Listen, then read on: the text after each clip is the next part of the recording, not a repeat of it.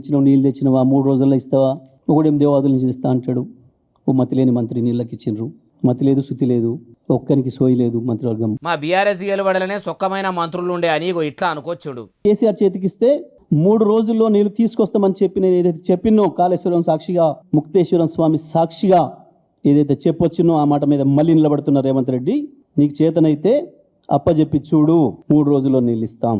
ఈయన ఇట్లా అంటే ఇక రేవంతాల సార్ మాటలు నుండి పక్కనే కూతవేటు దూరం ఉంది, ఈ పక్కనే ఉన్నాడు. ఆయన ఉన్నది 3 అడుగులు, ఆయన 6 అడుగులు ఎత్తే కూర్చున్నాడంట ముఖ్యమంత్రిని అడ్డుకుంటా అని. 3 అడుగులు ఆయనకు నేను ఒక్క మాట చెప్పదలుచుకున్నా. 3 రోజులు అవకాశం ఇస్తే గోదావరి జలాలు తుంగతుర్తి నియోజకవర్గానికి తెస్తా అని ఆయన పేపర్ల ప్రకటన చూసిన. 3 రోజులు కాదు, 10 ఏళ్ళు మీకు అవకాశం ఇచ్చిండు.